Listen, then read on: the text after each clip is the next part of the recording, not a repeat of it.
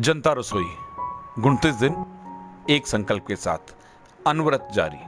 संकल्प माने या जुनून, लेकिन आज जो योगेंद्र मिश्रा ने कहा वो सच में हम सभी के लिए विचार वाला बिंदु है। एक किसान अपने खून पसीने की कमाई बस यह सोचकर दान कर देता है कि आज मेरा देश संकट में है।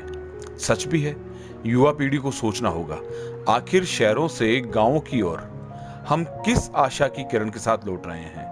शायद सबसे बड़ा परिवार, और दूसरा, वहां रोटी की दिक्कत नहीं होगी क्योंकि वहां मेरा किसान भाई खड़ा है। सभी को सादर नमस्कार। मैं योगेंद्र मिश्रा। आज आप सबकी जनता रसोई का यह 29वां दिन है। माँ भगवती, बाबा रामसा पीर की कृपा से निरंतर जारी ये है महासंकल्प जनता रसोई। आप सबकी सेवा में निरंतर लगी है, सभी प्रकल्पों के साथ लगी है। कुछ दिनों पहले हमने एक प्रवासी सेवा केंद्र स्थापित किया था। उसके माध्यम से लगातार प्रवासी बंधुओं का हमारे से संपर्क हो रहा है, हम उनका रजिस्ट्रेशन करवा रहे हैं। एक बात इस पूरे अनुभव में, सेवा के अनुभव में जो मैंने अनुभव की, मैं आपसे साझा करना चाहूंगा। किस प्रकार से लोग अथक प्रयास, अथक मेहनत इस पूरे वातावरण में, संकट काल में कर रहे हैं। कोई गायों की सेवा कर रहा है, कोई पशुओं की सेवा कर रहा है, कोई मानव हित के लिए मानव जाति की सेवा कर रहा है। मैं सबसे बड़ा धन्यवाद देना चाहूंगा उस किसान बंधु को जो एक गरीब तबके का हो या कितना ही धनाढ्य हो, लेकिन वो इस देश की चिंता करता है। कल मैंने अखबार में पढ़ा, कुछ किसानों ने अपनी बोरियां प्रशासन को सौंपी। मैं उन सभी का हृदय से धन्यवाद देना चाहूंगा कि किन विकट परिस्थितियों में उन्होंने उस गेहूं को पैदा किया होगा, और सहर्ष आज इस विपरीत परिस्थिति में वो उसे इसलिए दे देते हैं कि देश में आज संकट का समय है। साथियों, मैं यह भी सोचता हूं कि हमें लौटना होगा। जिस प्रकार से लौट रहे हैं हमारे प्रवासी बंधु, वो शहरों में गए थे कमाने के लिए, लेकिन आज पुनः उनको गांव की तरफ आना पड़ रहा है। ये जरूर है, वो संकट काल को देखते हुए आ रहे हैं, लेकिन एक विषय है जो हमें भी समझना होगा। आज यदि गांव में जो भारत बसता है वो ना हो तो क्या परिस्थिति पूरे भारत में आएगी, यह सोचने का विषय है।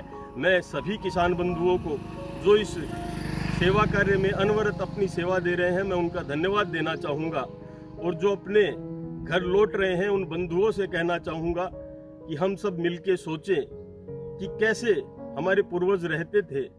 मुझे ध्यान आता है जब बचपन में एक कुत्ते की रोटी भी परिवार के हर सदस्य द्वारा डाली जाती थी। मुझे ध्यान आता है गाय के लिए एक रोटी घर से निकाली जाती थी। मुझे ध्यान आता है कि हर घर के बाहर गाय के लिए, कुत्तों के लिए पीने का पानी रखा जाता था।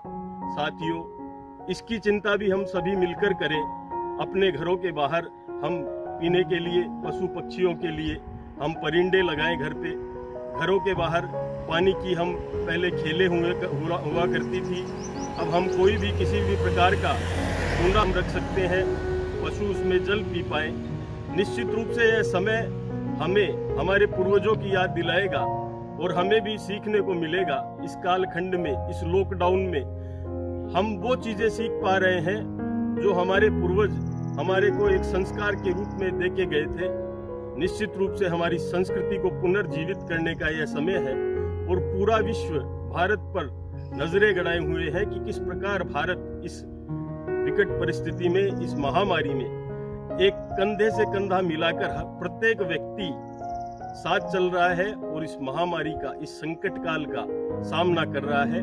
निश्चित रूप से हम पुनः विश्व गुरु का वो इतिहास कायम करेंगे जो हम कभी पीछे छोड़ आए थे। हम लौटेंगे, जरूर लौटेंगे। आज हम गांव की तरफ लौट रहे हैं, हम पुनः हमारी संस्कृति की भी तरफ लौट रहे हैं। निश्चित रूप से एक बड़ा बदलाव हम सभी देखेंगे और हम सब मिलकर इस युद्ध को जीतेंगे। भारत जीतेगा, कोरोना हारेगा। जय हिंद, जय भारत, सादर नमस्कार।